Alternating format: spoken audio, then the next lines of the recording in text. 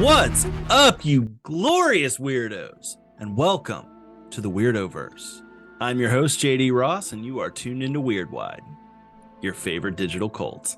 So welcome to another Apocalypse Watch edition of Weirdwide, where we're doing everything we can to keep our finger on the pulse of everything that is an imminent threat to this tiny rock in space that we call home. Earth, man. What a shithole.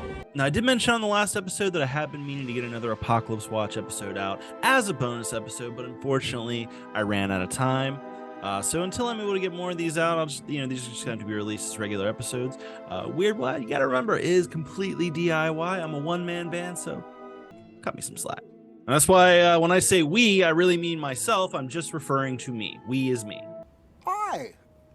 The royal we. All right, so let's jump right in. We have little time to waste because we have no shortage of potential cataclysmic events that we are facing as we speak. So the first thing on the list today, we are coming in hot. We are looking at potential World War III scenarios. All right, so to kick things off, we got to start out with a viral video situation that, when prompted, an Alexa device answered when World War III was to begin. Alexa, when will World War III start? World War III starts on November 23, 2023 at 6:05 p.m., when Russia launches an attack against Germany. According to the video, World War III is set to begin on November 23rd, which is Thanksgiving, at 6:05 p.m. when Russia launches an attack against Germany. Not sure the time zone, I assume German local time. Now, of course, Alexa can do a lot, but as far as anyone knows, it can't actually predict the future, especially with something as volatile as the beginning of the next major world conflict. It was pretty quickly debunked as a hoax, just something that someone was having some fun with. So unless the world has witnessed one of the most incredible coincidences ever, you are still going to have to deal with your racist uncle on Thanksgiving. Sorry. Unfortunately, Armageddon is probably not going to save you from that fate. Now, that said, just because this prediction turned out to be poppycock does not mean that there's not a real and present threat. So let's talk about Vladimir Putin, the president of Russia. I know his title is president, but it doesn't really feel like the right term, does it? Definitely more along the lines of a dictator. So Putin's big goal is to return Russia to what it previously was, the Soviet Union, which fell in the early 90s. To that end, Putin has spent a large portion of his time in office working towards taking back lands that were once part of the former Soviet Union, but are now independent. This includes the annexation of Crimea in 2014, and more recently, the full-scale invasion of Ukraine. Now, the war in Ukraine is not going how Putin had originally conceived. It seemed like he thought that the war was going to go a lot faster and Ukraine would quickly fall under his thumb. But instead, Russia is kind of getting their asses kicked. A recent news report said that 97% of Russia's ground forces are deployed in Ukraine, and they're still losing to the underdog Ukrainians. In fact, there's even more reports that Putin is considering conscripting more troops from anywhere he can, including prisons, to bolster his numbers. Now, a lot of people would and are saying this is a good thing. Russia's trying to flex their dick across the region, and they're getting knocked back at every conceivable turn. Yes, that's fantastic. The problem, though, is with the man running this whole shit show. Now, Vlad is super prideful, and the idea of starting a war and then getting his ass kicked is a massive hit to his ego. And he's already proven many times over that he's willing to sacrifice as many lives as it takes, apparently even if that means a Pyrrhic victory. Another issue with old Vlad are the rumors that have been swirling for quite some time now that he actually has some kind of terminal disease and is not long for this world. Been several reports from different dignitaries who have actually been in his presence that something is off, something feels weird. One actually described him as actually being like too clean, like he had taken some kind of weird chemical bath, which just fuels the rumors that the man is dying. Personally, I think him catching some kind of terminal disease and kicking the bucket would be much better for the world anyway. However, if that rumor proves to be true and Vlad is operating on the fact that he might be dead in 6 months, that means he has even less reason to be deterred from any crazy ass plan because he knows that he's going to be dead sooner than later. So fuck it, right? Do whatever crazy shit you're going to do. Then there's also his recent State of the Nation address, where he took the opportunity to gaslight the world and spread more propaganda because that's what he does best. He said that Russia isn't fighting Ukrainians. No. They're fighting the Kyiv regime that is holding the Ukraine hostage and working for its Western masters. This guy really did do a lot of mental gymnastics to go from like starting an entire war to blaming his enemies in the West. Putin is a master manipulator. Because the fucked up thing is people fall for this shit. Like the people actually buy into the propaganda that he's pitching. Now, even more terrifying than that is the announcement from that speech that Russia will be pulling out of the START nuclear treaty. The START nuclear treaty being the Strategic Arms Reduction Treaty.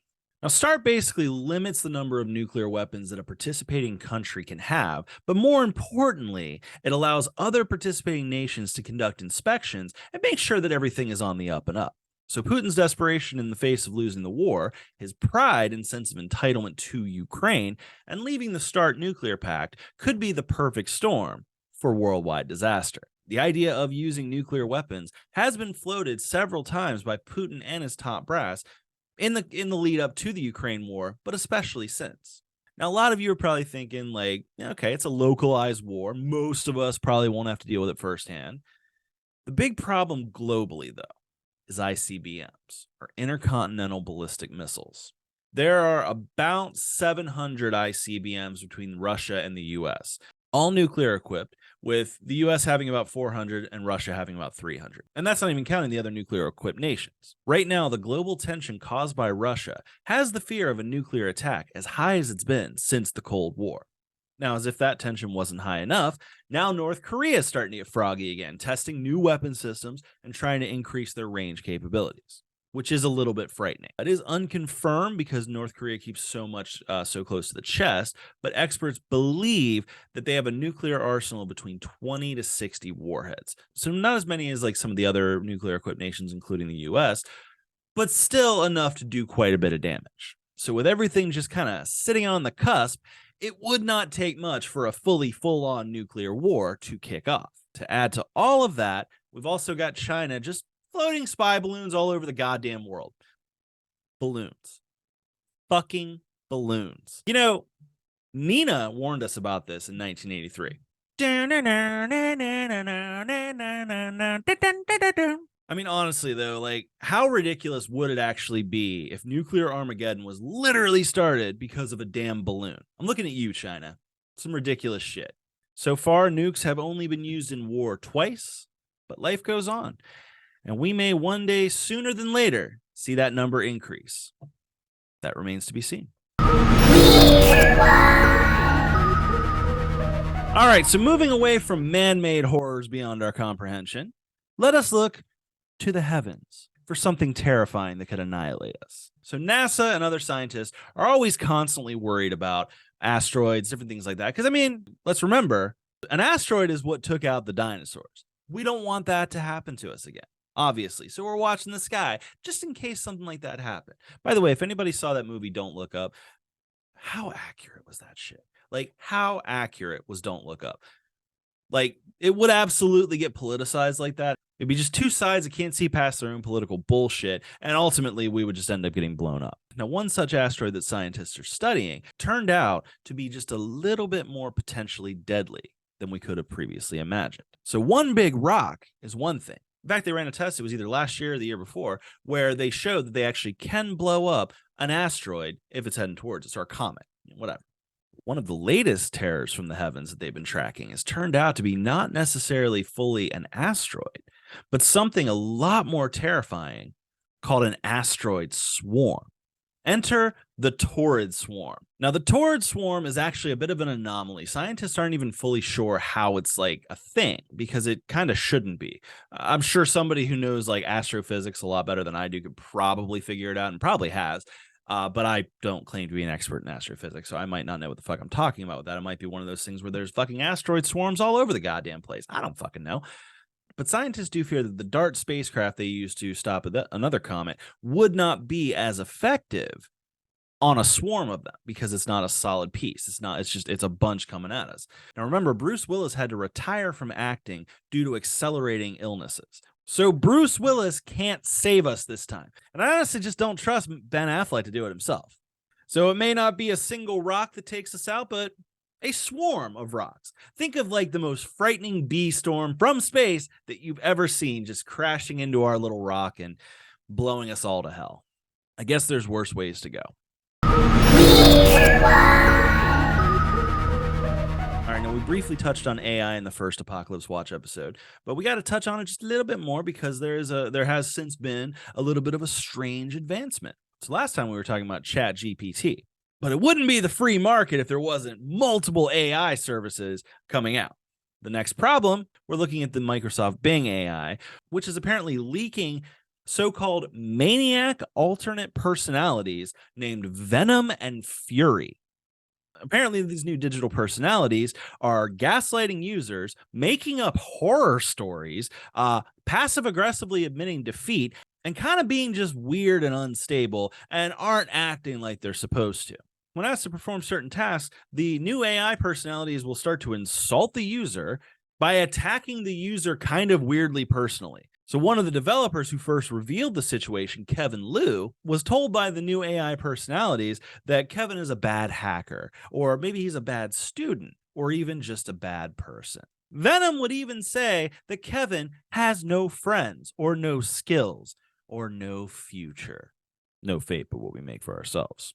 And then even started making up lies about Kevin, that he has a secret crush or a secret fear or some weird secret flaw. Can you just imagine getting cyberbullied? Not by another person, but like literally an artificial intelligence just started cyberbullying you. Like you're just literally trying to get Alexa to start like you're just trying to get Alexa to turn on the living room lights. And Alexa calls you a straight bitch. What the fuck would you even say to that? Like I said, Venom wasn't the only personality that was produced out of this. There was also one called Fury, who apparently was also pretty mean to Kevin. Apparently, like Kevin Liu, like this dude was just like getting cyberbullied by multiple AI personalities. This is fucking insane. So the AI situation in real life is pretty new, and we're already seeing some pretty terrifying results. There might be your own cyberbully assistant coming to you any day now. All right, let's look to global warming, because why not? Why wouldn't we have global warming in the midst of, World War III potential, nuclear Armageddon, fucking asteroids coming down to destroy us, fucking computers skynetting themselves in real life and fucking wiping us out?